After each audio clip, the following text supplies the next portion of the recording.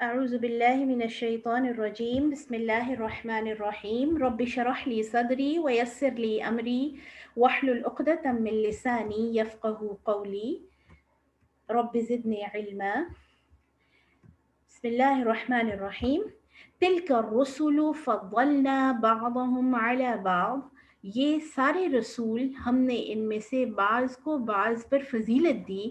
منہم من کلم اللہ، ان میں سے وہ بھی ہیں جن سے اللہ نے کلام کیا. یعنی کیسے فضیلت دی؟ ویسے تو دیکھیں، رسول ہونا بھی، امامت یا جو نبوت ہے، امامت سے مراد کی جب جو نبی امام بنائے جاتے ہیں قوم کے، یا پھر جو نبوت ہے یا رسالت ہے، وہ آپ خود سے ایکوائر نہیں کر سکتے، وہ خود سے آپ خرید نہیں سکتے، خود سے محنت کر کے حاصل نہیں کر سکتے.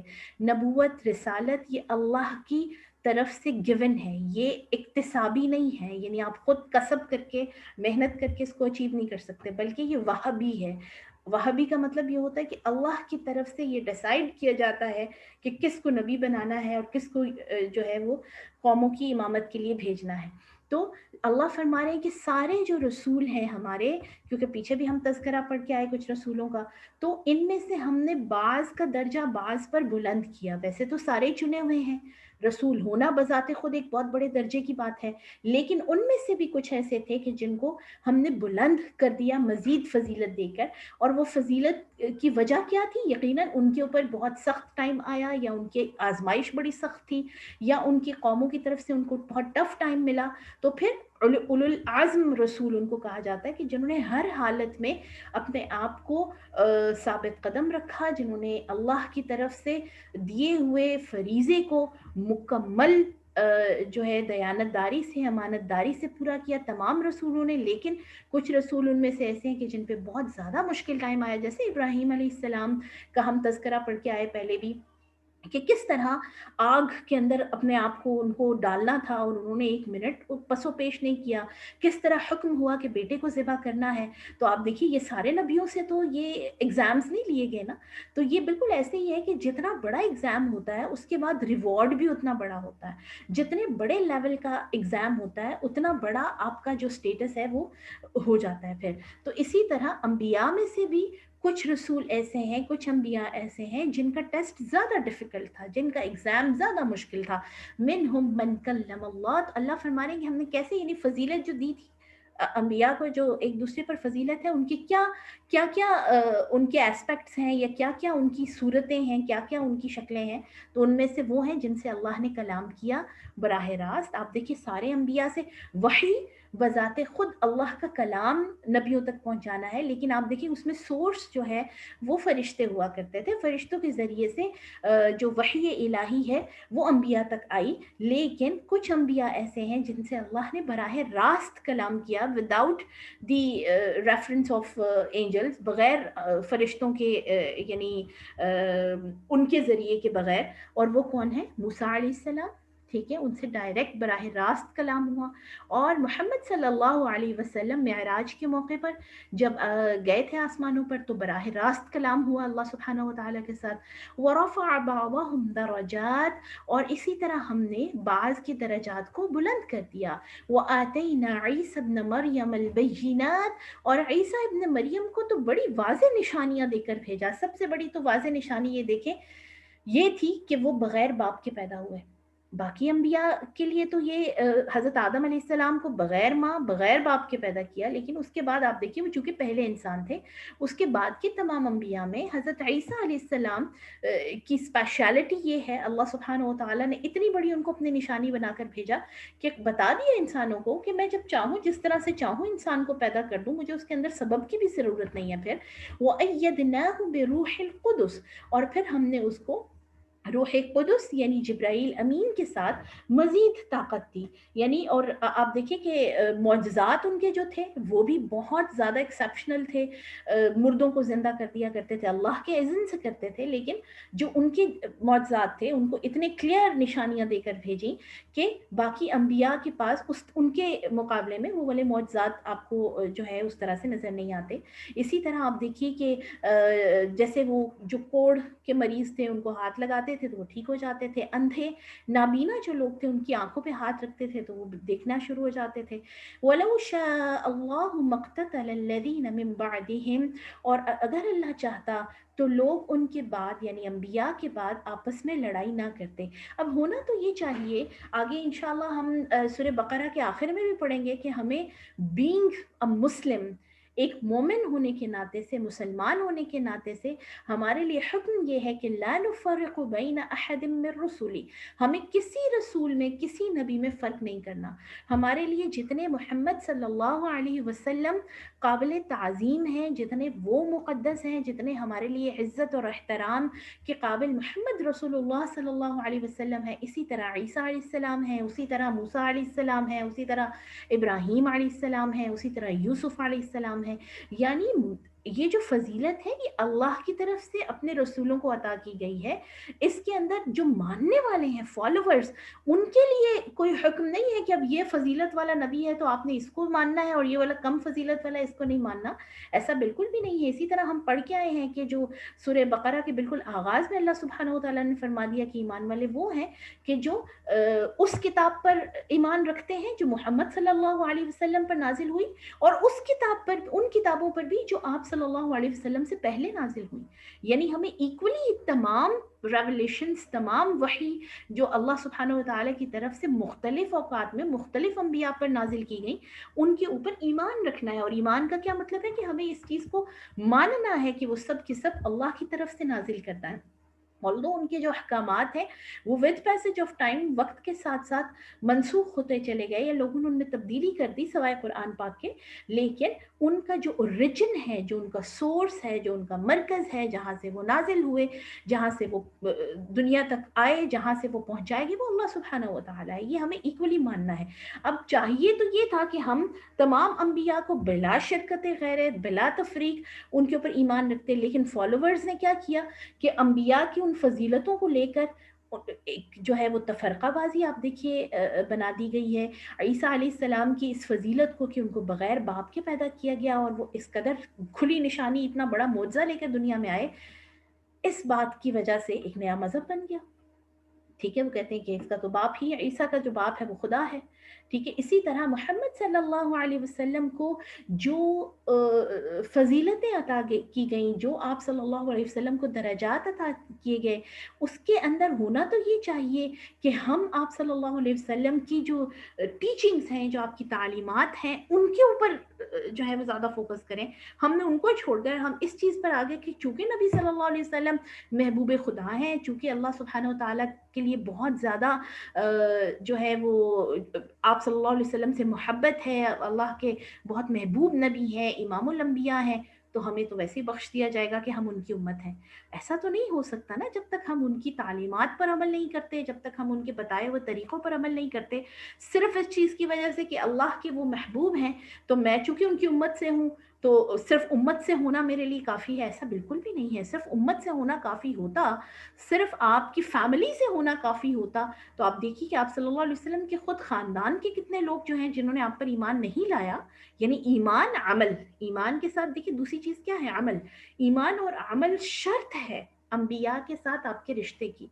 अगर आप ईमान भी नहीं रख रहे, आप उनके साथ अमल जो उनके बताए हुए तरीके हैं उन पर नहीं कर रहे, तो फिर अबू जहल आपकी फ़ैमिली का था, आप अबू लहब को देखें आपकी फ़ैमिली के थे, और बहुत सारे लोग आपकी फ़ैमिली के थे जो ईमान नहीं लेकर आए, तो वो कहाँ हैं? इसी तरह हम आगे चल के पढ़ेंगे, नूह अलैहिस्सलाम का बेटा ईमान नहीं लेकर आया था, तो अल्लाह सुब्हानहू व तआला ने बड़ा गुस्सा किया कि उसके मग़फ़िरत की दुआ मत मांगो, उसको ये ना कहो कि अल्लाह इसको माफ़ कर दे और मेरे साथ कश्ती में सवार कर दे, क्योंकि तुम्हारे साथ कश्ती में सिर्फ वही लोग सवार होंगे जो तुम पर ईमान लेकर आए हैं। इसी तरह इब्राहीम अलैहिस्सलाम को मना कर दिया गया कि अपने वालिद की बख्शिश के लिए दुआ ना मांगे, क्योंकि वो मोमिन नहीं थे। जो मोमिन नहीं है, जो नबी पर ईमान ही नहीं रखा, जिसने जिसने नबी के बताए हुए तरीकों पर अमल ही नहीं किया, नबी का पहुंचाया हुआ पैगाम एक्सेप्ट ही नहीं किया, उसको माना ही नहीं, तो वो नबी के साथ फिर उसका ताल्लुक भी नहीं है। ठीक है, तो हमें इस चीज़ के ऊपर बहुत ज़्यादा फोकस करना चाहिए कि उम्मती मोहम्मद सल्लल्लाहु अलैहि वसल्लम के होने में बिलाशुबा एक बहुत बड़ा एज़ाज़ है, लेकिन वो एज़ाज़ मुकम्मल तभी हो सकता है कि जब हम आपके बताए हुए तरीक़े पर अपनी ज़िंदगी लेके चल रहे हैं। ठीक है, इसी तरह आप सल्लल्लाहु अलैहि वसल्लम की ये صحیح بخاری کی حدیث ہے کہ آپ صلی اللہ علیہ وسلم نے فرمایا لا تخیرونی من بین الانبیاء، مجھے انبیاء کے درمیان فضیلت مت دو، یعنی یہ نہ کرو کہ باقی نبیوں کو تم مجھ سے درجے میں کم سمجھو. ٹھیک ہے، سبحان اللہ. دیکھیے کتنا بڑا میسج ہے ہارمنی کا اور پیس کا اور امن کا. اس کو ضرور بتانا چاہیے. جو غیر مسلم ہمارے احباب ہوتے ہیں، دوست ہوتے ہیں، ان کو ضرور بتانا چاہیے، شیئر کرنا چاہیے کہ ہمارا تو دین ہی مکمل نہیں ہے جب تک ہم آپ کے نبی کو وہ عزت نہیں دیتے جو ہم اپنے نبی کو دیتے ہیں. ٹھیک ہے، بے شک ان کے ہاں جو یہ پچھلے کچھ عرصے سے ایک ٹرینڈ چل پڑا ہے کہ کارٹونز بنانا اور خاکے چھاپنا اور یہ ساری چیزیں، یہ والا جو میسج ہے ان کو پہنچا کر اس چیز کی طرف لے کر آیا جا سکتا ہے کہ تمہارے جو نبی ہیں ہم ان کے ساتھ ایسا نہیں کر سکتے. اگر ہم اپنے نبی کی جو ہے وہ بے حرمتی برداشت نہیں کر رہے تو ہم موسیٰ علیہ السلام کی بھی نہیں برداشت کر سکتے، ہم عیسیٰ علیہ السلام کی بھی برداشت نہیں کر سکتے، ہم ابراہیم علیہ السلام کی بھی برداشت نہیں کر سکتے، کیونکہ ہمارے لیے تمام انبیاء برابر ہیں.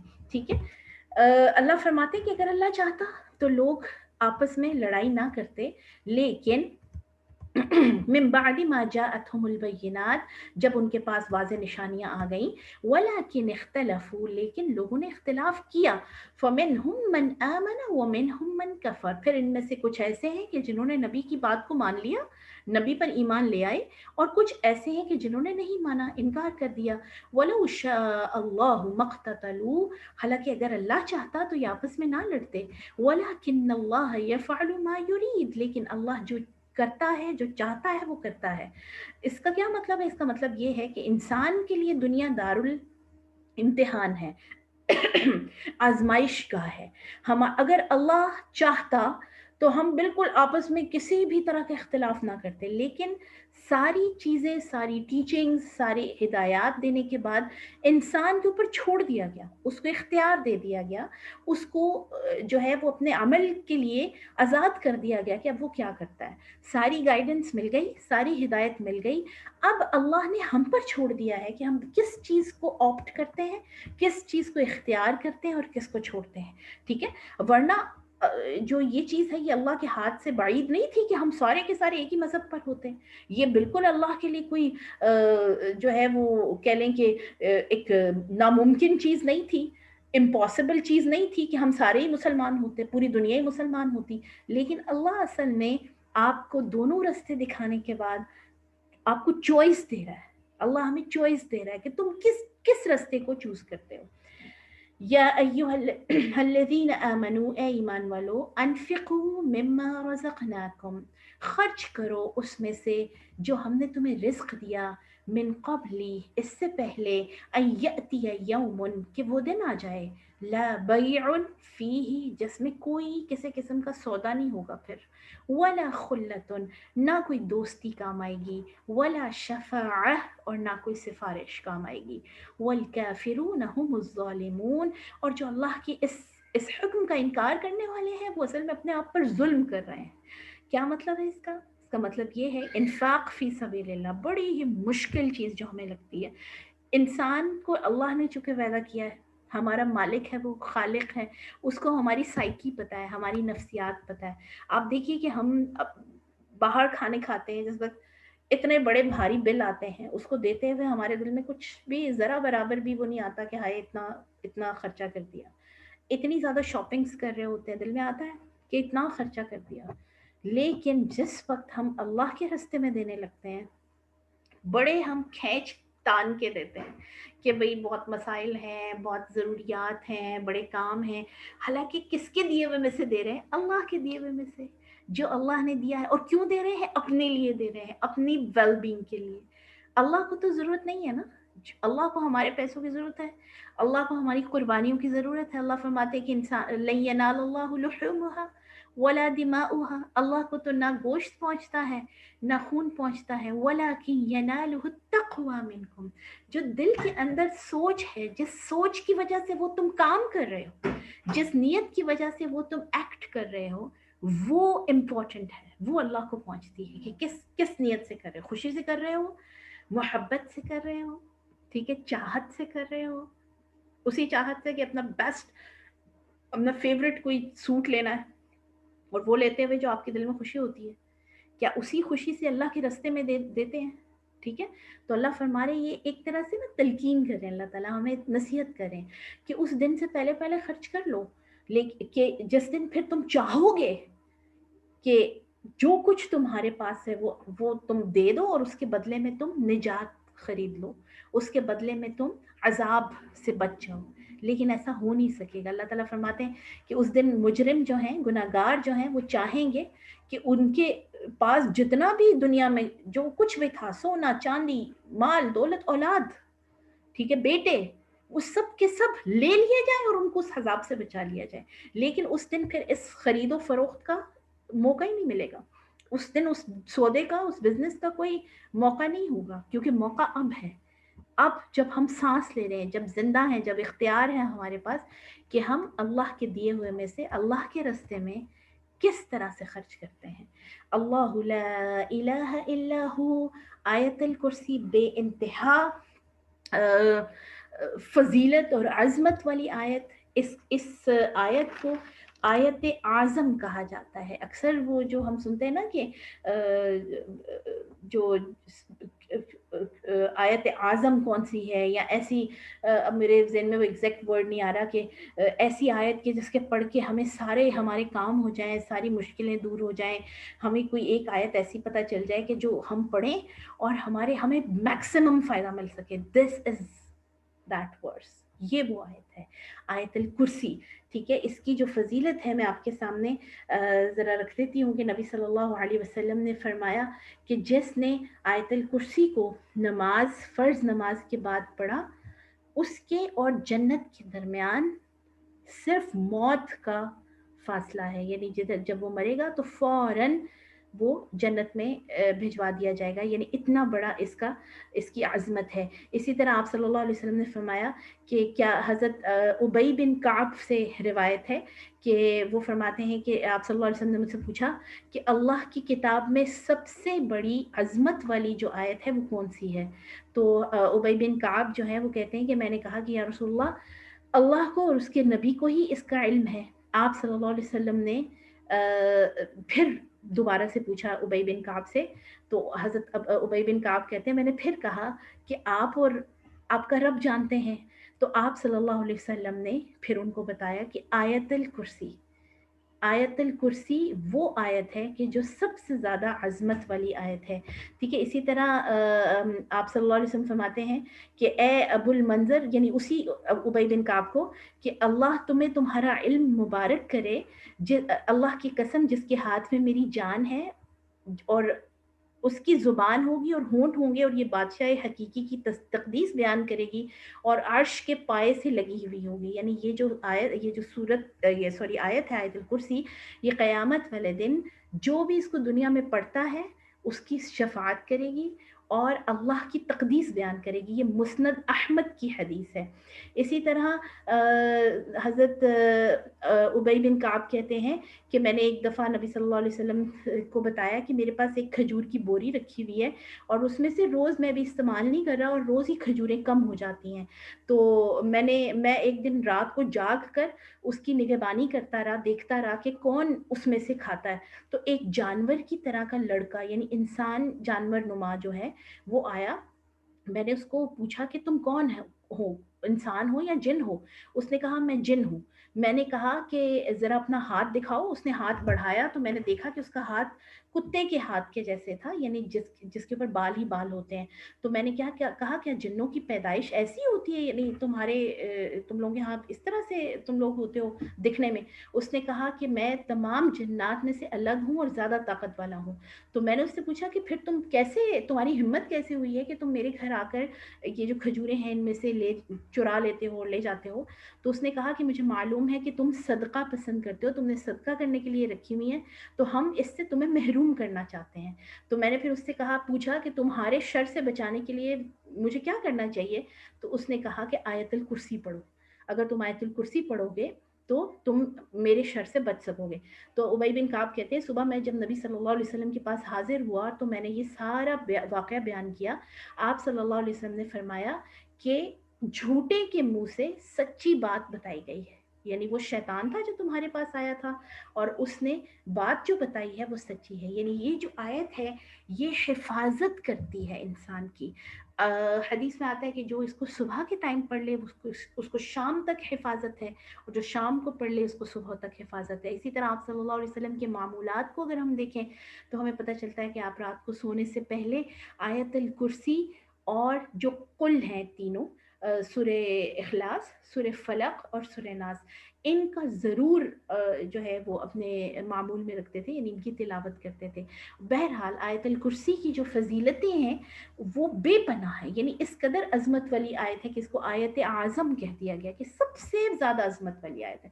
تو اس کو ظاہر ہم پڑھتے ہیں ایکسکیوز می, ہماری روزمرہ زندگی میں ہم اس کو پڑھ بھی رہے ہوتے ہیں, لیکن انڈرسٹینڈنگ اس کی جو ترجمہ ہے اس کے ساتھ جب پڑھیں گے تو اور ہی انشاءاللہ لطف آئے گا.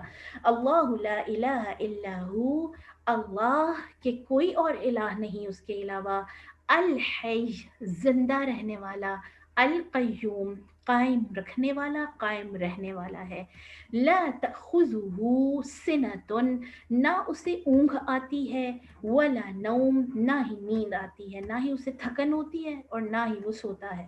لہ ما فی السماوات وما فی الارض, اسی کی ملکیت میں ہے جو کچھ آسمانوں میں ہے اور جو زمین میں ہے. من ذا الذی یشفع عندہ الا باذنہ, کس کی مجال ہے. من ذا الذی, Arabic is such a sweet language, expression کی لینگویج ہے. اگر شروع میں من آ جائے نا تو اس میں ایک طرح سے ایک روب والی بات آ جاتی ہے کہ کون ہے, کس کی ہمت ہے کہ اللہ کے حضور سفارش کرے, اللہ کے سامنے کچھ بول سکے. الا باذنہ, سوائے جس کو وہ خود اجازت دے گا. ٹھیک ہے. اور جیسے میں نے ابھی آپ کو بتایا کہ ہمارا جو پڑھا ہوا قرآن ہے وہ ہماری شفاعت کرے گا, اسی طرح فرشتے شفاعت کریں گے انسان کی, اسی طرح جو ہمارے نیک اعمال ہیں فرشتوں کو یہ حکم ہوگا کہ بتاؤ اس بندے نے, کیونکہ فرشتے تو ہمارے ساتھ ہیں نا, وہ ہمیں دیکھ رہے ہیں, ہمارے ساتھ ہوتے ہیں. ہر انسان کے ساتھ فرشتہ لگا دیا گیا جو کہ اس کی نیکیاں لکھ رہا ہے, جو کہ اس کی برائیاں لکھ رہا ہے. اسی طرح نبی صلی اللہ علیہ وسلم انسان کی شفاعت, جو ان کی امتی ہیں ان کی شفاعت کریں گے. لیکن ذرا اس یہ جو آیت ہے نا باذن ہی, اللہ کے اذن سے, اس کو ضرور غور و فکر کرنا چاہیے کہ جب تک اللہ اجازت نہیں دے گا, اور اللہ کن لوگوں کے لیے اجازت دے گا کہ اس کی سفارش کرو, اس کی شفاعت کرو. اس کو میں ہمیشہ ایسے سمجھاتی ہوں بات کو کہ جو ہمارے اچھے اسٹوڈنٹس ہوتے ہیں, کیونکہ میں ٹیچر ہوں تو اسی اینگل سے آپ کو میں بتانے لگی ہوں کہ جو اچھے اسٹوڈنٹس ہوتے ہیں, باادب ہوتے ہیں, لحاظ والے ہوتے ہیں, محنتی ہوتے ہیں, جب ہم پیپر چیک کر رہے ہوتے ہیں نا تو ان کا نام آتے ہی, مارکنگ جس وقت آپ کر رہے ہوتے ہیں تو اس کا نام آتے ہی ہمارے وہ سارے اس کا جو بیہیویئر ہے, کلاس کے اندر جو پارٹیسپیشن ہوتی ہے, جو کلاس کی کے دوران ان سے ہماری کنورسیشن ہوتی ہے, وہ ساری سامنے آ جاتی ہے. اب اگر کوئی نمبر کم بھی ہو رہے ہوں, تھوڑے بہت 1-2 نمبر 3-4 نمبر کم بھی ہو رہے ہوں, تو ٹیچر آرام سے لگا دیتا ہے کہ یہ تو بچہ وہ ہے کہ جس نے ہمیشہ ہی محنت کی ہے, بڑا اچھا بیہیو کرتا رہا ہے, بڑا اوبیڈینٹ ہے نا. تو جو شفاعت ہے وہ اسی کی ہوگی کہ جو اوبیڈینٹ اسٹوڈنٹ رہا ہے اللہ کا, جو اوبیڈینٹ بندہ رہا ہے اللہ کا, جس نے میکسیمم اپنی حد درجہ جہاں تک ہو سکا ہے کوشش کی ہے اچھا کرنے کی. اب وہ بچے, جو بھی ٹیچرز ہیں سن رہے ہیں مجھے, وہ اس چیز سے ایگری کریں گے کہ وہ بچے کے جن کی اٹینڈنس بھی پوری نہیں ہوتی, وہ بچے کے جن کا ایٹیٹیوڈ بیہیویئر بھی ٹھیک نہیں ہے, جو کیئرلیس ہیں, جن کو پرواہ نہیں ہے کہ کلاس میں کیا چل رہا ہے, ٹیچر کیا بتا رہے ہیں, ہم جب ان کا پیپر چیک کر رہے ہوتے ہیں تو ہمیں وہ سارا سین سامنے آ جاتا ہے. یہ تو بچے ہیں ہی, یہ جو بچہ ہے نکما ہے. تو آپ یہ یہاں سے تھوڑا سا اس چیز کو انڈرسٹینڈ کر سکتے ہیں کہ ہمارے جو اعمال دنیا میں, جو ہماری کوششیں ہیں اور اعمال ہیں, جتنا ہم نے کوشش, دیکھیے کوشش ہی ہمارے ذمے ہیں, باقی تو اللہ کی طرف ہے نا, اللہ کا فضل ہے. کتنی کوشش رہی ہماری اللہ کو راضی کرنے کی, کتنی کوشش رہی ہماری اللہ کے بتائے ہوئے طریقے پر چلنے کی.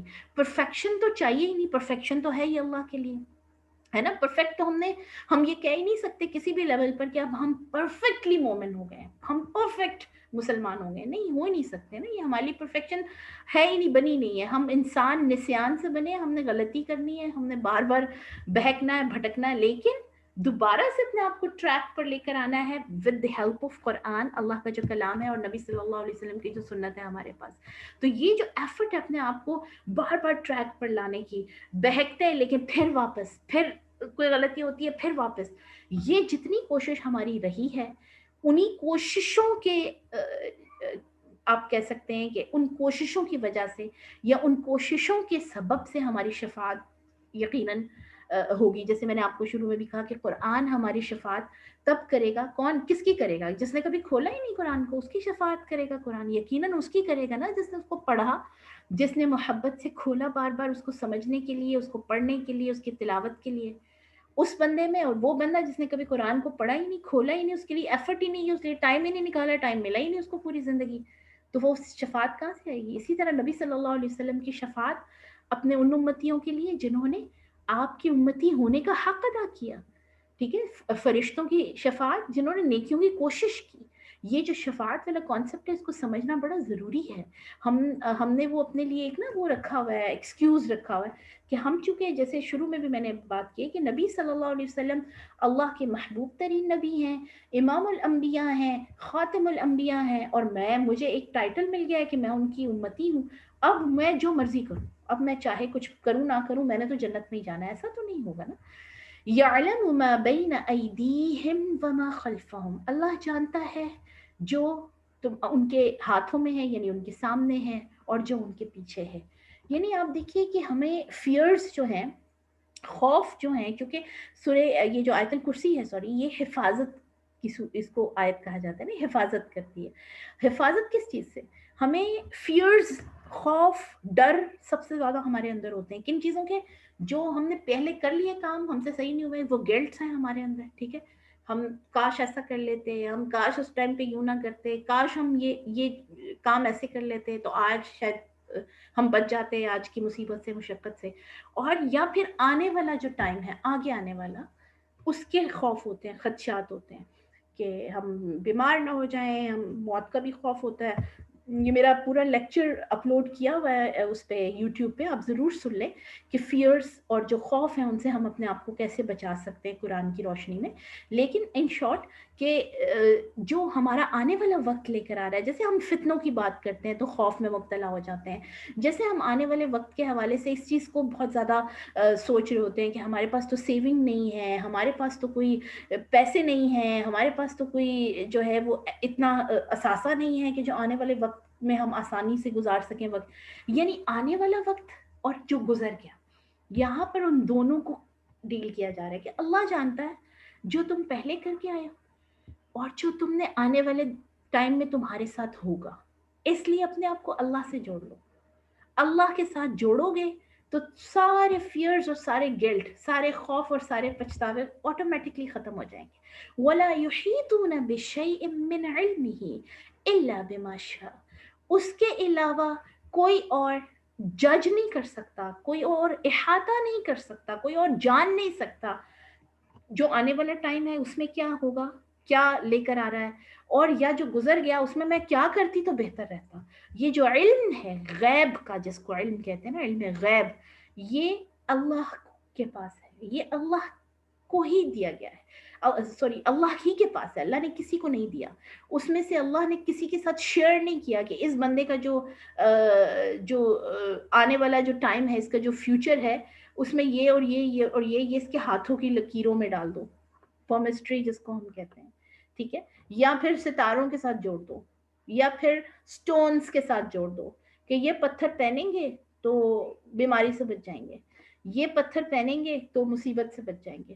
یا پھر کسی دھاگے سے یا اسٹیل کے اسے بینگل سے جوڑ دو. آپ صلی اللہ علیہ وسلم کے پاس ایک نوجوان آیا اور اس نے ہاتھ میں ایک کڑا سا پہنا ہوا تھا. ٹھیک ہے، آپ صلی اللہ علیہ وسلم نے فرمایا کہ کیوں پہنا ہوا ہے؟ تو اس نے کہا حفاظت کے لیے. تو آپ صلی اللہ علیہ وسلم نے فرمایا کہ حفاظت تو اللہ کرتا ہے، اس کو اتار دو، اس کو ہٹا دو.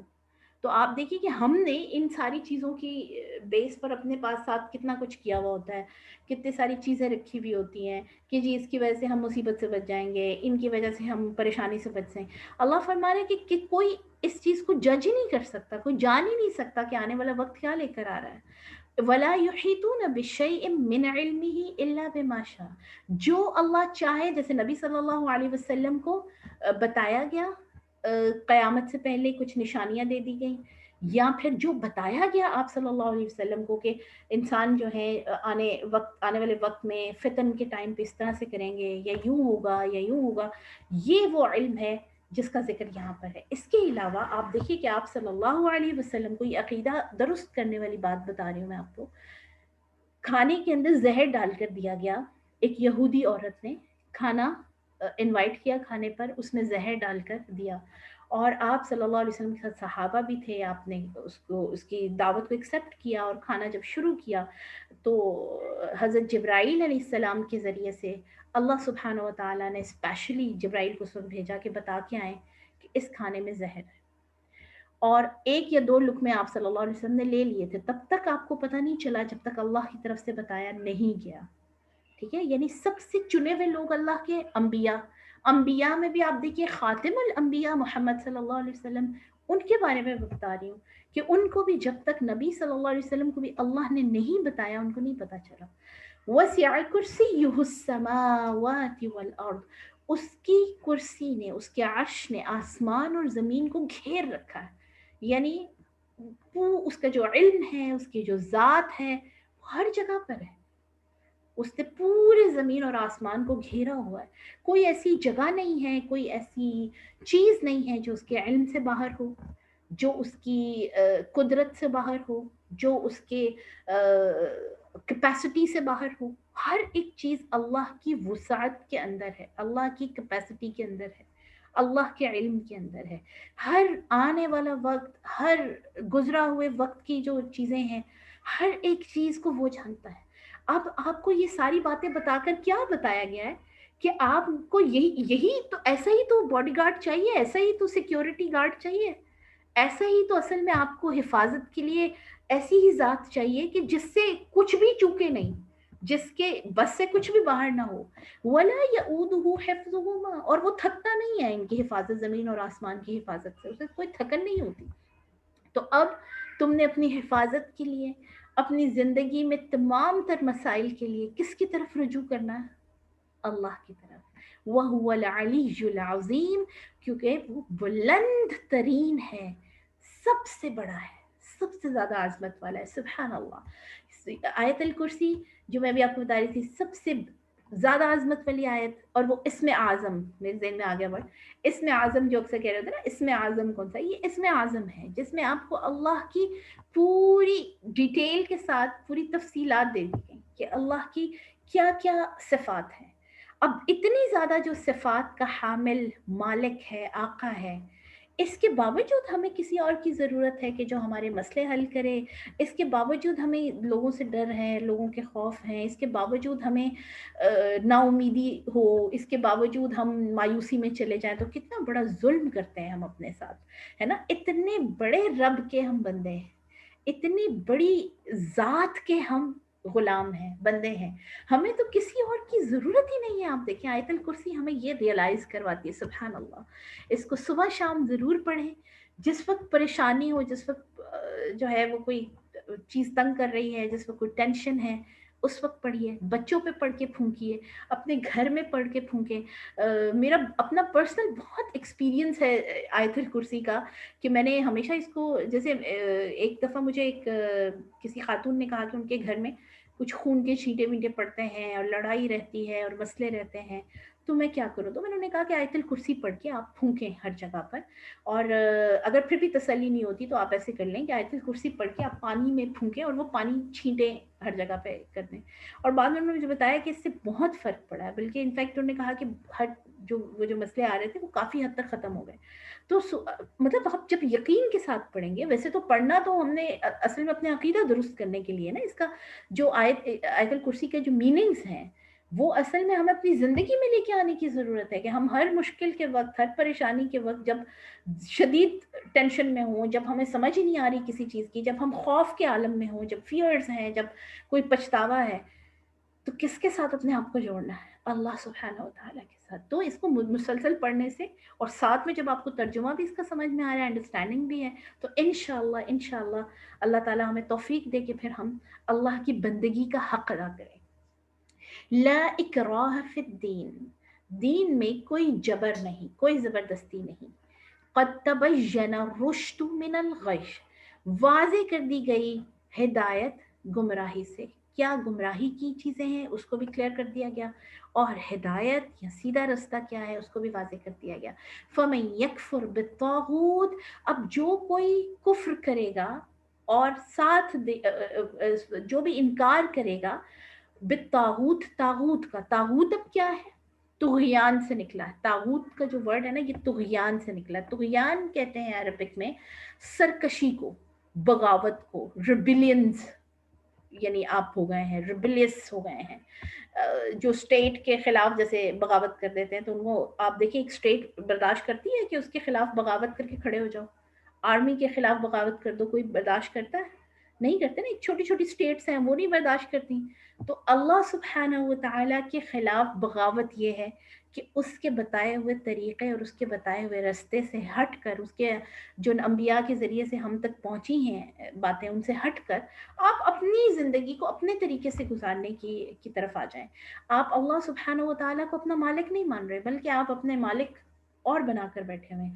تو اب اللہ فرما رہے ہیں کہ جو کوئی کفر کرے گا طاغوت کا، طاغوت ہر وہ چیز ہے جو اللہ کے حکم کے خلاف ہے، تو اور وَيُؤْمِن بِاللَّهِ، اور ایمان لے آئے گا اللہ پر، اللہ کی مانے گا، فَقَدِ اسْتَمْسَكَ بِالْعُرْوَةِ الْوُثْقَىٰ، تو اس نے، فقد تحقیق یعنی بالکل کلیئرلی یہ بات سمجھ لو، استمسکا کہ اس نے پکڑ لیا، بالعروۃ الوثقی، مضبوط کڑے کو.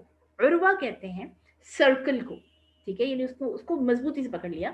لن فصام لہا، ایسا مضبوط کڑا ہے، ایسا مضبوط چین ہے، ٹھیک ہے، ایسی مضبوط چین ہے کہ وہ کبھی ٹوٹ نہیں سکتی. لن فصام لہا، کوئی وہ ٹوٹ نہیں سکتی اس کے لیے. واللہ سمیع علیم، اور اللہ سننے والا، جاننے والا ہے. یہ جو آیت کا شروع کا حصہ ہے، لا اکراہ فی الدین، دین میں داخل کرنے پر کوئی جبر نہیں، یعنی آپ کسی کو زبردستی مسلمان نہیں بنا سکتے. آپشن دی گئی ہے، سوچو سمجھو فکر کرو اس کے بعد آؤ. لیکن once you enter in the circle of Islam، ایک دفعہ جب آپ داخل ہو گئے، ٹھیک ہے، داخلہ لینے پر آپ کو مجبور نہیں کیا، لیکن جب آپ داخل ہو گئے اس کے بعد پھر اب آپ نے طاغوت کے پیچھے نہیں چلنا. اس کے بعد اب آپ نے اس سارے ان گائیڈ لائنز کو اور ان سارے احکامات کو فالو کرنا ہے جو ہدایت جن کو کہا گیا اور جو آپ کے پاس بھیجے گئے. ٹھیک ہے، اس کی مثال میں ہمیشہ یہی دیتی ہوں کہ کوئی آپ کو زبردستی نہیں کرتا کہ آپ نے اس یونیورسٹی میں ایڈمیشن لینا ہے، لیکن جب آپ نے ایڈمیشن لے لیا پھر اب آپ نے فالو کرنا ہے ٹائم لائن کو. پھر آپ نے ان کے بتائے ہوئے طریقے کے مطابق کلاسز لینی ہیں، یونیورسٹی کے رولز اینڈ ریگولیشنز کے مطابق آپ نے اپنا لباس رکھنا ہے، آپ نے مڈ ٹرمز دینے ہیں، آپ نے اسائنمنٹس دینی ہیں، پروجیکٹس دینے ہیں، آپ نے فائنل پروجیکٹ دینا ہے، آپ نے فائنل پیپر دینا ہے. دیکھیں آپ اپنی مرضی نہیں کر سکتے کہ نہیں جی میں اس سیمسٹر میں یہ نہیں کر سکتی، اگلے میں کروں گی. پھر آپ کو اپنی مرضی چلانے کی اجازت نہیں ہے. آپ کو گھر سے کسی نے نہیں بلایا تھا کہ اس یونیورسٹی میں ایڈمیشن لیں، لیکن جب آپ نے لے لیا اب آپ نے فالو کرنا ہے رولز کو، اسلام کے رولز کو اب آپ نے فالو کرنا ہے. اب آپ اسلام کے دائرے میں داخل ہو چکے ہیں، اب آپ اس کو اپنی مرضی کے مطابق نہیں چلا سکتے. ادخلوا فی السلم کافہ، پورے کے پورے اسلام میں داخل ہو جاؤ. تو اس آیت کو سمجھنے کی بڑی ضرورت ہے. ہمارے ہاں لوگ اس آیت کو بہت کوٹ کرتے ہیں. ذرا سی بات، لا اکراہ فی الدین، لا اکراہ فی الدین تمہارے لیے نہیں ہے، میرے لیے نہیں ہے. لا اکراہ فی الدین ان لوگوں کے لیے جو دین میں بھی داخل نہیں ہوئے، ان کو آپ جبرن مسلمان نہیں کر سکتے، کسی کو بھی زبردستی اسلام میں داخل نہیں کر سکتے. سب کو آپ دیکھیں آپشن دی گئی. نبی صلی اللہ علیہ وسلم نے کسی کو بھی زبردستی اسلام میں داخل نہیں کیا. ٹھیک ہے، دعا کی حضرت عمر رضی اللہ تعالیٰ عنہ کے لیے. آپ دیکھیے بڑی پیاری وہ ان کی سٹوری ہے، اس کو پڑھیں. اگر عمر سیریز بڑی اچھی ہیں بچوں کو دکھانے کے لیے، اچھی چیز ہے. آج کل اگر چھٹیاں ہیں ضرور ٹائم اگر فارغ ہے تو بچوں کو دکھائیے، بڑی اچھی بنائی ہوئی ہے، قطر والوں نے شاید بنائی ہے. تو وہ اس میں بتا رہے ہوتے کہ کس طرح نبی صلی اللہ علیہ وسلم دعا کر رہے ہیں، اور حضرت عمر کسی اور ٹریک پر تھے، لیکن دعا کی وجہ سے نبی صلی اللہ علیہ وسلم کے اللہ نے کیسے ان کو ہدایت کی طرف لایا، اور پھر وہ کیسے ثابت ہوا اسلام کے لیے. تو دعا آپ صلی اللہ علیہ وسلم نے کی، جبر کسی پہ نہیں کیا، زبردستی کسی کو نہیں کہا کہ مسلمان ہو جاؤ تو یہ ہوگا ورنہ تمہیں ختم کر دیا جائے گا، ایسا نہیں ہے. آپ دیکھیں جزیہ کا جو حکم ہے کہ جو نان مسلمز ہیں وہ ٹیکس دے دیں مسلم گورنمنٹ کو اور آرام سے سکون سے رہیں. آپ ان کی عبادت گاہیں نہیں چھیڑ سکتے، آپ ان کے چرچز کو، ان کے مندروں کو، ان کی جو عبادت کرنے کی جگہیں ہیں ان کی آپ نے حفاظت کرنی ہے. جیسے آپ مسجد کو نہیں کر سکتے بے حرمت، اسی طرح آپ ان کی بھی عبادت گاہوں کو بالکل چھیڑ چھاڑ نہیں کر سکتے. لیکن جب آپ اسلام میں داخل ہو گئے ہیں تو اب آپ کو فالو کرنا ہے. اب آپ اپنی مرضی سے زندگی نہیں گزار سکتے. آپ نے جب لا الہ الا اللہ محمد الرسول اللہ پڑھ لیا تو آپ نے کلیم کیا ہے، آپ نے اعلان کر دیا کہ اب میں اسلام کی انسٹیٹیوشن میں انٹر ہو گیا ہوں. اب آپ کو وہی کرنا ہے جو اللہ سبحانہ و تعالیٰ کی طرف سے آپ کے لیے کمانڈڈ ہے. اسی طرح یہ جو آیت ہے یہ بہت میں سمجھتی ہوں آج کے دور میں کہ جو طاغوت ہے وہ کبھی بھی اسٹرانگ اور اسٹیبل نہیں ہے. جو بھی طاغوت کے رستے پر ہے وہ کنفیوز رہے گا، وہ پریشان رہے گا، وہ بھٹکا ہوا رہے گا. جب آپ اللہ کے رستے کو پکڑ لیتے ہیں، اللہ کے رستے سے جڑ جاتے ہیں تو آپ کو وہ اتنا اسٹرانگ کر دیتا ہے، اللہ کا دین آپ کو اتنا اسٹرانگ کرتا ہے کہ لن فصام لہا، پھر آپ جو ہے وہ جو کہتے ہیں نا کہ آپ ڈولتے نہیں ہیں، پھر آپ بھٹکتے نہیں ہیں، پھر آپ پریشان نہیں ہوتے. تو آج کے دور میں یہ آیت بہت زیادہ ریلیونٹ ہے کہ جب ہمیں لگتا ہے کہ کنفیوژن کا ٹائم ہے، سمجھ نہیں آتی کون سا رستہ ٹھیک ہے کون سا غلط ہے، کیا کام کرنا چاہیے کیا نہیں کرنا چاہیے، پریشانی رہتی ہے، تو عروۃ الوثقیٰ کو پکڑ لیجئے. عروۃ الوثقیٰ کیا ہے؟ اللہ کے قرآن، اللہ کا دین. اللہ ولی الذین آمنوا، اللہ ایمان والوں کا دوست ہے. یخرجہم من الظلمات الی النور، ان کو اندھیروں سے نکال کر روشنی کی طرف لے کر جاتا ہے. ٹھیک ہے، اندھیرے کفر و شرک کے، مصیبتوں کے، پریشانیوں کے، نا امیدیوں کے، نا امیدی بھی کتنا بڑا اندھیرا ہے نا. تو ان سارے اندھیروں سے اللہ نکالنے والا ہے، سبحان اللہ. والذین کفروا، اور جو لوگ اللہ کی نہیں مانتے، جو کافر ہیں، اولیاءہم الطاغوت، طاغوت ان کے دوست بن جاتے ہیں. ٹھیک ہے، یعنی شیطان ان کے دوست بن جاتے ہیں. پھر یخرجونہم من النور، تو جو تھوڑا بہت ایمان رہ گیا ان کے اندر، ایمان روشنی ہے نا اصل میں، تو جو تھوڑا بہت ایمان رہ گیا ہے وہ اس کو بھی کھرچ کے نکالنے کے چکروں میں ہوتے ہیں. وہ ان کو روشنی سے نکال کر اندھیروں کی طرف لے کر جاتے ہیں. اولئک اصحاب النار، یہی لوگ ہیں جو آگ میں ہوں گے. ہم فیہا خالدون، اور اس میں ہمیشہ ہمیشہ کے لیے رہیں گے. علم، آپ نے نہیں دیکھا اس شخص کی طرف، حاج ابراہیم، جس سے ابراہیم نے جھگڑا کیا، فی ربی ہی، اس کے رب کے بارے میں. ٹھیک ہے، یہ یہاں پر نمرود کے حوالے سے جو ہے بات کی جا رہی ہے. ٹھیک ہے، نمرود جس نے اس وقت کا جو بادشاہ تھا، اس نے ابراہیم علیہ السلام کو بلا کر وہ جو سارا قصہ ہے کہ میں تمہارا رب ہوں، انا ربکم الاعلی، میں رب ہوں. تم نے جو ہے وہ اپنے رب کو، جو بھی تمہارا رب ہے اس کو تم نہیں مان سکتے، تم نے مجھے ماننا ہے. ان آتاہ اللہ الملک، کہ جب اللہ نے اس کو بادشاہت عطا کی، یعنی ابراہیم علیہ السلام نے اس شخص سے جس کے پاس بادشاہت تھی، اور اس کو بادشاہت دی کس نے تھی؟ اللہ نے. اس سے اللہ کے بارے میں، اس کے رب کے بارے میں اور اپنے رب کے بارے میں ایک آرگیومنٹ اس کے سامنے پیش کیا. اذ قال ابراہیم ربی الذی یحیی ویمیت، جب ابراہیم علیہ السلام نے کہا کہ میرا رب تو وہ ہے جو زندہ کرتا ہے اور موت دیتا ہے. قال انا احیی و امیت، اس نے کہا یہ کون سی بڑی بات ہے، میں بھی زندہ کرتا ہوں اور میں بھی موت دیتا ہوں. اور اس میں پھر آتا ہے کہ اس نے یہ کیا کہ قید خانے سے 2 قیدیوں کو بلایا، ایک کا کوئی گناہ نہیں تھا، اس کو سزائے موت دے دی، اور ایک کو بالکل سزائے موت ہونے والی تھی اور اس کو آزاد کر دیا. قال ابراہیم، یعنی ابراہیم علیہ السلام کا جو آرگیومنٹ، اس کے جواب میں اس نے کہا یہ تو کوئی بڑی بات نہیں، میں بھی زندگی اور موت کا مالک ہوں. ابراہیم علیہ السلام نے کہا فَإِنَّ اللَّهَ، کہ بے شک اللہ، يَأْتِي بِالشَّمْسِ مِنَ الْمَشْرِقِ، سورج کو مشرق سے لاتا ہے، یعنی میرا رب وہ ہے جو مشرق سے روز سورج کو نکالتا ہے. فَأْتِ بِهَا مِنَ الْمَغْرِبِ، تم ذرا مغرب سے نکال کے دکھاؤ. فبہت الذی کفر، تو وہ جو کافر تھا، وہ جو نمرود تھا، جو بادشاہ تھا، وہ پھر بھونچکا رہ گیا، بہت حیران رہ گیا، کیونکہ وہ تو یہ نہیں کر سکتا تھا. واللہ لا یہدی القوم الظالمین. تو کیا یہ دلیل سن کے پھر وہ مسلمان ہو گیا؟ نہیں، نہیں ہوا. اور اللہ فرماتے کہ جو ظالم لوگ ہیں میں ان کو ہدایت دیا ہی نہیں کرتا. او کالذی مر علی قریۃ، یا اس شخص کو آپ نے دیکھا کہ جو ایک بستی کے پاس سے گزرا، وہی خاویۃ علی عروشها، اور وہ بستی الٹی پڑی تھی، اوندھی پڑی تھی، یعنی بالکل بنیادوں سے گری ہوئی تھی، ختم، تباہ برباد ہوئی ہوئی تھی. قال ان یحیی هذه اللہ بعد موتها، تو ان کے ذہن میں آ گیا. اس کے بارے میں کہا جاتا ہے کہ یہ جو ذکر ہے یہ حضرت عزیر علیہ السلام کا ہے. اور حضرت عزیر جو ہیں وہ نبی تھے اللہ کے. اب وہ ایک دن گزر رہے ہیں تو ان کے ذہن میں ایک بستی بالکل تباہ و برباد ختم ہوئی ہوئی تھی. تو ان کے ذہن میں آ گیا کہ اللہ اس کو دوبارہ کیسے زندہ کرے گا، یعنی دوبارہ یہ کیسے اپنے حال میں واپس آئے گی.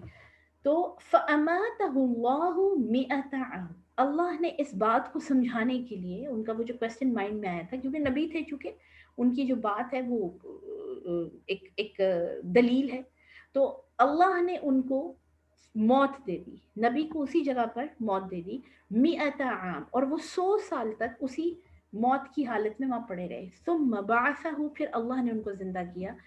قال کم لبثت، پھر اللہ نے پوچھا کتنا عرصہ تم یہاں پر رہے ہو، کتنا عرصہ تمہیں موت کا یہ جو ٹائم ہے تمہارا کتنے عرصے کا تھا. قال لبثت یوما او بعض یوم، انہوں نے کہا کہ میں ایک دن یا دن کا کچھ حصہ رہا ہوں. قال بل لبثت مئۃ عام، اللہ نے ان کو بتایا کہ تم تو 100 سال تک یہاں پڑے رہے ہو. فانظر الی طعامک، اور ذرا اپنے کھانے کی طرف دیکھو، وشرابک، کھانے پینے کی چیزیں یقیناً ساتھ ہوں گی سفر پر جو تھے، اور کھانے پینے کی چیزوں کو دیکھو، لم یتسنہ، وہ باسی نہیں ہوئی، اللہ نے ان کو باسی نہیں ہونے دیا. 100 سال از بگ ٹائم. وانظر الی حمارک، اور اپنے گدھے کی طرف دیکھو. اب گدھا جو ہے وہ ان کے ساتھ جو تھا، وہ بھی اس کو بھی موت آ گئی تھی، اور وہ بالکل ہڈیاں اس کی کچھ رہ گئیں اس پورے ٹائم میں، اور وہ وہاں پر پڑا ہوا. تو اللہ فرماتے کہ وَلِنَجْعَلَكَ آیَةً لِلنَّاسِ، ہم نے یہ اس لیے کیا کہ تاکہ تمہارے ذریعے سے لوگوں کے لیے ایک نشانی ہو جائے، لوگوں کو سمجھ آ جائے یہ موت کا جو زندگی اور موت کا جو کانسیپٹ ہے. وَانظُرْ إِلَى الْعِظَامِ، اب ذرا اپنے جو گدھا ہے اس کی ہڈیوں کی طرف نظر رکھو. كَيْفَ نُنْشِزُهَا، کیسے ہم ان کو جوڑتے ہیں. ثُمَّ نَكْسُوهَا لَحْمًا، اور کیسے ان کے اوپر گوشت کو چڑھاتے ہیں، پھر پہناتے ہیں. فَلَمَّا تَبَيَّنَ لَهُ، اس طرح اللہ نے ان کے لیے واضح کر دیا پورا جو پروسیس ہے موت کے بعد دوبارہ زندہ کرنے کا. قال اعلم، تو وہ کہنے لگ پڑے کہ یقیناً مجھے اس بات کا علم ہے کہ ان اللہ علی کل شیء قدیر، اللہ ہی ہر چیز پر قادر ہے. اچھا، یہ بڑے مزے کی ایک اس کے اندر جو آپ کو بتایا گیا نا موت کا جو تصور ہے. بعض علماء کہتے ہیں کہ جب ہم اپنی قبروں سے نکلیں گے، اللہ تعالیٰ ایمان کی موت دے اور اللہ تعالیٰ قبر کے عذاب سے بچائے، اللہ تعالیٰ ان تمام کاموں سے ہمیں روک لے کہ جن کی وجہ سے ہم قبر اور حشر کے عذاب میں مبتلا ہوں. اللہ تعالیٰ ہمیں قبر اور حشر کی ذلتوں سے بچائے اور عذاب سے بچائے. تو بعض علماء کا یہ خیال ہے کہ جس وقت انسان قبروں سے اٹھیں گے، نکلیں گے، تو وہ ایسے ہی فیل کریں گے جیسے ہم سو گئے تھے اور سو کر اٹھیں. آپ دیکھیں رات کو جب ہم سوتے ہیں تو سونے کی نیند کی حالت کو اسی لیے موت سے تشبیہ دی گئی ہے نا، کہ انسان کو پتہ ہی نہیں چلتا وہ کیا کہاں ہے، کہاں کیا کر رہا ہے. اور جب وہ صبح اٹھتا ہے تو وہ پورا پچھلا جو پروسیس ہے اس کے مائنڈ میں آ جاتا ہے کہ کل میں نے کیا کیا تھا، پرسوں کیا کیا تھا. اسی طرح جب ہم اپنی قبروں سے اٹھائے جائیں گے تو ہمیں اپنی پوری زندگی ہماری آنکھوں کے سامنے آ جائے گی. اور وہی جیسے یہ عزیر علیہ السلام، جو بھی اللہ کے نبی تھے یہاں پر، انہوں نے کہا کہ میں تو تھوڑا سا ٹائم دن کا یہاں پر مجھے یہ موت کا جو ٹائم ہے یہ ہوا ہے، یا پھر ایک دن یا دن کا بھی کچھ حصہ. تو اسی طرح یہ روایات میں آتا ہے کہ انسان یہ سمجھے گا کہ میں کچھ حصہ دنیا میں رہا ہوں تھوڑا ٹائم، اور پھر مجھے ایک دن ہوا ہے یہ نیند لیے ہوئے، موت لیے ہوئے، اور اب مجھے دوبارہ زندہ کیا گیا ہے. اب آپ کئی دفعہ ذہن میں آتا ہے نا جو اتنا پہلے فوت ہو گئے، اتنا عرصہ ہو گیا ان کو دنیا سے چلے گئے ہیں، تو وہ آپ سمجھ لیں ایک طرح سے اللہ سبحانہ و تعالیٰ کی یہ قدرت کاملہ ہے کہ جب اللہ زندہ کرے گا تو وہ ان کو اپنی پوری زندگی ان کے سامنے آ جائے گی. اور اسی طرح ہم جب ہمارے سامنے ہماری پوری لائف جو پیچھے والی کہ ہم کیا کر کے آئے ہیں، کیا کیا ہم نے، اور بالکل وہ وہی کیفیت ہوگی کہ نیند سے جیسے جاگے ہیں. تو یعنی یہ اللہ کے لیے بالکل محال نہیں ہے، بالکل مشکل نہیں ہے موت کے بعد انسان کو زندہ کرنا. وَإِذْ قَالَ إِبْرَاهِيمُ، ایک اور ایویڈنس آپ کو دیا جا رہا ہے کہ ابراہیم علیہ السلام نے بھی اللہ سے پوچھا ربی ارینی کیف تحیی الموتى، اے اللہ مجھے دکھائیے آپ مردوں کو کیسے زندہ کریں گے. ٹھیک ہے، یہ کوشچن ان کے مائنڈ میں آیا، انہوں نے بھی پوچھ لیا. قال اولم تؤمن، اللہ نے فرمایا تمہیں ایمان نہیں ہے اس بات پر. قال بلا، انہوں نے کہا کہ اللہ جی ایمان تو ہے، ولکن لیطمئن قلبی، لیکن میں اپنے دل کو مطمئن کرنا چاہتا ہوں. قال فخذ اربعة من الطير، اللہ پاک نے فرمایا کہ 4 پرندے لے لیں مختلف طرح کے، اور وہ مختلف اس میں آتا ہے روایات میں کہ ایک انہوں نے مرغا لے لیا، ایک مور لے لیا، اس طرح مختلف یعنی پرندے لے لیے. اور فصرہن الیکا، اور ان کو اپنے پاس رکھ کے کچھ عرصہ ان کے ساتھ اٹیچمنٹ اپنی ڈیولپ کر لیں. یعنی وہ جب تم آواز دو تو تمہاری آواز پر تمہاری طرف دوڑ کے آئیں. جیسے ہمارے گھروں میں پیٹس ہوتے ہیں نا، گھروں میں جو پالے ہوئے ہوتے ہیں وہ آواز پہچانتے ہیں، تو تم بھی ان کو اپنے ساتھ کچھ عرصہ رکھو، ان کے ساتھ رہو تاکہ وہ تمہارے ساتھ اٹیچ ہو جائیں. ثم جعل على كل جبل منهن جزءا، پھر تم انہیں ذبح کرو اور پہاڑ 4 پہاڑوں پر ان کے مکس کر کے ٹکڑے جو ہے نا وہاں پہ رکھ دو. یعنی جو 4 پرندے ہیں ان کے ٹکڑے کر کے ان کو مکس کرو، کچھ ٹکڑے وہاں، کچھ وہاں، کچھ وہاں، کچھ وہاں. پھر ثم ادعوہن، ان کو بلاؤ. تو حضرت ابراہیم علیہ السلام نے ایسے ہی کیا، جب ان کو بلایا تو وہ مور کے ٹکڑے وہاں سے وہاں سے وہاں سے چاروں جگہ سے اکٹھے ہو کر مل گئے اور ان کے پاس آ گئے. یأتینک سعیا، تمہارے پاس بھاگتے ہوئے آ جائیں گے.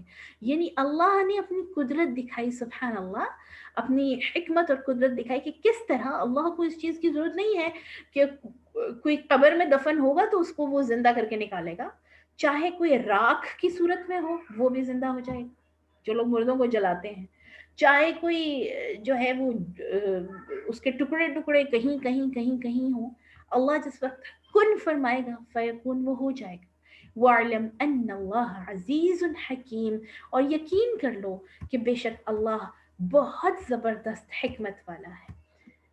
مثل الذین ينفقون اموالهم، ان لوگوں کی مثال جو اللہ کے راستے میں اپنے مال خرچ کرتے ہیں، فی سبیل اللہ یعنی اللہ کے راستے میں، کمثل حبۃ، ایک دانے کے جیسی ہے، انبتت 7 سنابل، کون سا حبہ کہتے ہیں؟ گندم کے دانے کو، گندم کا بیج، گندم کا دانا. انبتت 7 سنابل، ایک دانہ اگر لگائیں، ایک بیج، تو اس سے جو پودا نکلتا ہے اس پہ 7 خوشے ہوتے ہیں.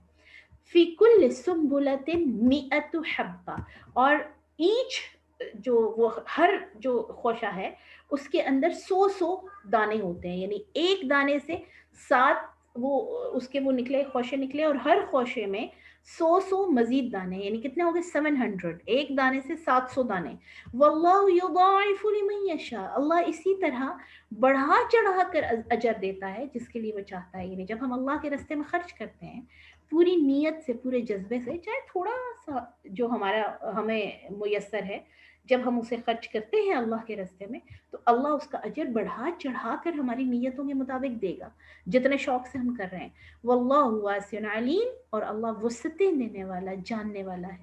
الذین ينفقون اموالهم فی سبیل اللہ، وہ لوگ جو اپنے مالوں کو اللہ کے راستے میں خرچ کرتے ہیں، ثم لا يتبعون ما انفقوا منا ولا اذى، پھر اس خرچنے کے بعد وہ اذیت نہیں دیتے کسی کو کہ ہم نے تو تمہارے اوپر اتنا خرچ کر دیا، یا ہم نے تمہیں دیا ہے تو تم جو ہے وہ کچھ کام کر پا رہے ہو.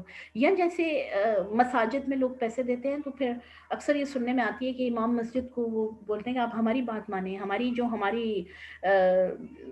خواہشات ہیں اس کے مطابق آپ پھر کام کریں. تو ایسا نہیں ہونا چاہیے کہ جب آپ نے اللہ کے راستے میں دیا تو انسان پہ اس کا کوئی آپ احسان نہ رکھیں. لہم اجرہم عند ربہم، ان کا اجر ان کے رب کے پاس ہوگا، جو یعنی اللہ کے راستے میں دیتے بھی ہیں اور پھر اس کے اوپر اگلے بندے کو اذیت میں مبتلا نہیں کرتے. ولا خوف علیہم ولا هم یحزنون، اور اس انفاق کی وجہ سے ان کو فیئرز اور سٹریس دونوں سے دور کیا جائے گا. یعنی خوف اور غم دونوں سے نجات کے لیے صدقہ کیجیے. کسی بھی طرح کا کوئی سٹریس ہے، کسی بھی طرح کا کوئی خوف ہے، یہ بڑی پیاری ایک ٹپ مل گئی ہمیں. کسی بھی طرح کا کوئی خطرہ آپ کو لگتا ہے دماغ میں ہے کہ یہ نہ ہو جائے وہ نہ ہو جائے، انفاق فی سبیل اللہ کریں، اللہ کے راستے میں خرچ کریں تو اللہ خوف سے اور غم سے بچا لے گا. قول معروف، اچھی بات کہنا. معروف کا مطلب ہے نیکی کی بات، ایسی بات جس سے کسی کو بھلا پہنچے، کسی کو خیر پہنچے. اور مغفرۃ، غلطیوں کو معاف کر دینا. خیر من صدقۃ، اس صدقے سے بہتر ہے. یتبعها اذى، جس کے ساتھ تم پھر اذیت جوڑ دیتے ہو. واللہ غنی حلیم، اور اللہ بڑا بے نیاز ہے، اس کو نہیں چاہیے تمہارے صدقات، اس کو نہیں پہنچتے، لیکن یہ تمہارا امتحان ہے. حلیم، اللہ جیسے تمہیں برداشت کر رہا ہے، اللہ تمہیں معاف کر رہا ہے. آپ دیکھیں کتنا سب سے زیادہ صبر اور جو حلم والا، برداشت والا ہمارا رب ہے، کہ جس نے ہمیں پیدا کیا سب کچھ اسی نے دیا، ہماری ہر ایک چیز اس سے اس کی وجہ سے ہے. ٹھیک ہے، اور ہم سب سے زیادہ اسی کو فور گرانٹیڈ لیتے ہیں، سب سے زیادہ اسی کی نافرمانیاں کرتے ہیں. پھر بھی وہ ہمیں مہلت پہ مہلت دیتا ہے، اگلے دن کا کھانا بھی دے دیتا ہے، اگلے دن ہم پھر اٹھ کے کھڑے ہو جاتے ہیں نیند کے بعد، ہے نا. یا ایھا الذین آمنوا، اے ایمان والو، لا تبطلوا صدقاتکم، اپنے صدقات ضائع نہ کرو، بالمن والاذی، احسان جتا کر اور اذیت دے کر. اچھا، اس میں یہ بالکل نہیں سمجھنا چاہیے کہ اکثر لوگ اس آیت کو نا اس چیز سے ایسوسیٹ کر لیتے ہیں کہ آپ اگر کوئی اچھائی کی ہے تو پھر احسان نہ جتائیں. یہ اس کا حوالہ نہیں ہے. اس میں حوالہ یہ ہے کہ جو لوگ بہت غریب ہیں، جو لوگ بہت نادار ہیں، آپ ان کو فائنینشلی ان پہ خرچ کرنے کے بعد ان کو کسی جگہ پر لے کر آتے ہیں، اور پھر آپ کہتے ہیں کہ چونکہ تم میری وجہ سے یہاں پر ہو تو اب تم میرے حکموں کے مطابق چلو. ٹھیک ہے. اور دوسری طرف پھر آپ دیکھیں کہ یہ بھی حکم ہے کہ جو لوگوں کا شکر نہیں کرتا وہ اللہ کا بھی نہیں کرتا. اس میں بالکل یہ نہیں ہونا چاہیے کہ اس آیت کی وجہ سے آپ یہ کریں کہ جی جو آپ نے ہمیں دیا وہ تو اللہ نے دلوایا ہے، آپ کا تو کوئی اس میں کمال ہی نہیں ہے. آپ نے اگلے بندے کی وہ جو نیکی ہے اس کی قدر کرنی ہے ضرور، لیکن یہ دینے والے کو سکھایا جا رہا ہے کہ تم نے اللہ کے لیے کرنا ہے، تم نے اللہ کو دینا ہے. اس لیے اس کے ساتھ اذیتیں نہ جوڑو. اس کی وجہ سے اپنے صدقات لوگوں کو پہنچا کر پھر ان سے اپنی منمانیاں، اپنی مرضی کے مطابق کام کروانا یا اپنی ڈیمانڈز پوری کرنا، یہ غلط ہے. کالذی ينفق مالہ رئاء الناس، اسی طرح جو لوگ اس لیے خرچ کرتا ہے کہ لوگوں کو نظر آئے، لوگوں کو دکھاوا ہو. ولا یؤمن باللہ، اور حالانکہ وہ اللہ پر ایمان نہیں رکھتا، نہ ہی اس کو آخرت کے دن کی کوئی ڈیل اس نے کی اللہ سے کہ اس کے بدلے میں تو آخرت کے دن کی بھلائی چاہتا ہوں. فمثلہ، تو اس کی مثال کمثل صفوان، صفوان کہتے ہیں ایسے پتھر کو جو چکنا ہو بالکل. جیسے اکثر یہ جو ہلی ایریاز ہیں یا خاص طور سے جو ریورز کے اندر، جو دریاؤں کے اندر پتھر ہوتے ہیں نا، اس پہ آپ پاؤں رکھیں تو آپ سلپ ہو جاتے ہیں. علیہ تراب، اور اس چکنے پتھر پر مٹی ہے. فاصابہ وابل، جب اس کے اوپر بارش آئے گی، فترکہ صلدا، تو بالکل صاف ستھرا ہو جاتا ہے. یعنی وہ جو چکنا سا پتھر ہے اس کے اوپر مٹی رہ نہیں سکتی. لا يقدرون على شيء مما كسبوا، اور جو بھی انہوں نے اللہ کے راستے میں خرچ کیا، جو بھی انہوں نے کمایا، اس میں سے وہ اللہ کے راستے میں دینے کی اس وقت قدرت نہیں رکھیں گے. یعنی کیا اس کا مطلب کیا ہے؟ یعنی جیسے چکنے پتھر پر مٹی رکتی نہیں، اسی طرح جب آپ دوسروں کو دکھاوے کے لیے، دوسروں کو امپریس کرنے کے لیے، لوگوں کے اوپر احسان کرنے کے لیے، لوگوں کو اپنے جو ہے وہ پریشر میں رکھنے کے لیے جب انفاق کرتے ہیں، صدقہ کرتے ہیں، تو اس دن، جس دن آپ کچھ بھی خرچ نہیں کر سکیں گے، کچھ بھی دے نہیں سکیں گے، اس دن آپ کو یہ ہوگا کہ ہم نے جو دیے ہوئے ہیں اپنے ہاتھوں سے صدقات، وہ ہمارے کام آئیں. تو اس دن وہ بالکل ویسے ہی صاف ستھرے آپ کا نام اعمال سے بالکل ہٹ جائیں گے، مٹ جائیں گے، جیسے چکنے پتھر کے اوپر سے مٹی ہٹ جاتی. ٹھیک ہے. یعنی وہ ہمیں فائدہ نہیں دیں گے جس دن ہمیں فائدہ ان سے چاہیے ہوگا. واللہ لا يهدي القوم الكافرین، اللہ کافروں کو ہدایت نہیں دیتا. ومثل الذین ينفقون اموالهم، اور جو لوگ اپنے مال خرچ کرتے ہیں ابتغاء مرضات اللہ، اللہ کی رضا کے لیے، اللہ کی خوشنودی کے لیے، وتثبیتا من انفسهم، اور دل میں پکے ارادے کے ساتھ اللہ کے ساتھ ایک کنیکشن جوڑنے کے لیے، کمثل جنت، ان کی مثال اس باغ جیسی ہے، بربوتن جو اونچائی پر ہے، اصابہا وابل جب اسے تیز بارش پہنچتی ہے، فآتت اکلھا ضعفین تو بارش کی وجہ سے اس کا پھل دگنا ہو جاتا ہے، فإن لم یصبھا وابل اور اگر بارش نہ بھی آئے، فطل تو ہلکی پھلکی پانی کی جو پھوار ہے وہی اس کے لیے کافی ہوتی ہے، یعنی اس کے لیے جو اس کا جو اللہ کے راستے میں خرچ کیا ہوا ہے وہ اس کو ہر حالت میں فائدہ دے گا، دنیا میں بھی اس کے لیے فائدہ مند ہے، آخرت میں بھی فائدہ مند ہے۔ واللہ دنیا میں کیسے فائدہ مند ہے کہ اللہ نے جیسے پہلے آیت میں ہم نے پڑھ کے ہے کہ اللہ اس کے مال کو بڑھا دیتا ہے، اس میں برکت ڈال دیتا ہے، اور آخرت میں اس کے لیے اجر کا باعث ہے۔ واللہ بما تعملون بصیر اور اللہ ان کاموں کو دیکھ رہے ہیں جو تم کرتے ہو۔ ایود احدکم ان تکون له جنہ کیا تم میں سے کوئی یہ چاہے گا کہ اس کا ایک ایسا باغ ہو، من نخیل جس میں کھجوریں ہوں، وہ اعناب اور انگور ہوں، تجری من تحتها الانہار اور نہریں بہتی ہوں، لہو فیہا من کل الثمرات اور ہر طرح کے پھل ہوں اس میں، اس نے محنت کر کے اتنا بڑا باغ لگایا جس میں ہر طرح کی چیز لگائی اس نے، وَأَصَابَهُ الْكِبَرُ اور جب اسے بڑھاپا آ گیا، وَلَهُ ذُرِّيَّةٌ ضُعَفَاء بچے بھی چھوٹے ہیں، فَأَصَابَهَا إِعْصَارٌ فِيهِ اب اس باغ سے اس کو یعنی اب ٹائم آیا ہے کہ اس سے فائدہ لے، تو کیا ہوا کہ ایک چنگاری آئی، فِيهِ نار اس کے اندر آگ تھی، فَاحْتَرَقَتْ اور پورا باغ جل گیا، ضائع ہو گیا، جب فائدہ لینے کا ٹائم تھا اس وقت ختم۔ کذالک یبین اللہ لکم الآیات اللہ اپنی نشانیاں تمہارے سامنے کھول کھول کر بیان کرتا ہے، کھول کھول کر تمہیں سمجھانے کے لیے یہ باتیں اللہ تمہارے ساتھ کر رہا ہے تاکہ تم لعلکم تتفکرون سوچو فکر کرو کہ جو اللہ کے راستے میں دو گے وہ تمہارے کام آئے گا، اور جو تم بچا بچا کے سیونگز اور ہم جو انسانوں کا ہمارا ہے نا سائیکی ہے نا ہماری، اللہ نے چونکہ پیدا کی ہمیں سمجھتا ہے وہ جانتا ہے، تو جو ہم بچا بچا کے رکھ رہے ہوتے ہیں کہ ہمارے کام آئے گا، اصل میں وہ کام نہیں آتا، کام وہ آتا ہے جو ہم نے اللہ پر توکل کیا اور اللہ کے راستے میں اپنے وقت میں سے اپنے مال میں سے لگایا۔ اس کا بالکل یہ مطلب نہیں ہے کہ آپ کو سیونگ سے منع کیا جا رہا ہے، اس کا یہ بھی مطلب نہیں ہے کہ آپ کو اس چیز کا کہا جا رہا ہے کہ آپ نے جو ہے وہ بچا کر نہیں رکھنا، ٹھیک ہے، لیکن حریص بن کے اپنے مال کے اوپر بیٹھ جانا اور اس کو اللہ کے راستے میں بالکل خرچ نہ کرنا، صرف اپنا سوچنا، اسلام اس چیز سے منع کرتا ہے، اور یہی اسلام کی سب سے خوبصورت ترین چیز ہے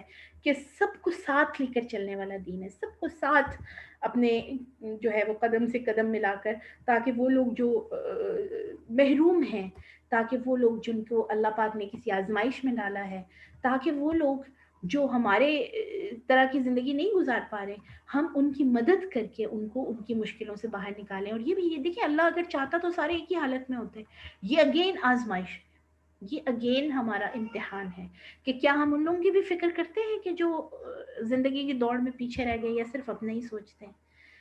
صدق اللہ العظیم، اللہ تعالیٰ قبول فرمائے جو ہم نے پڑھا ہے۔ سبحانك اللهم وبحمدك نشهد أن لا إله إلا أنت نستغفرك ونتوب إليك اللهم صل على محمد وعلى آل محمد كما صليت على إبراهيم وعلى آل إبراهيم إنك حميد مجيد وسلم تسليما كثيرا كثيرا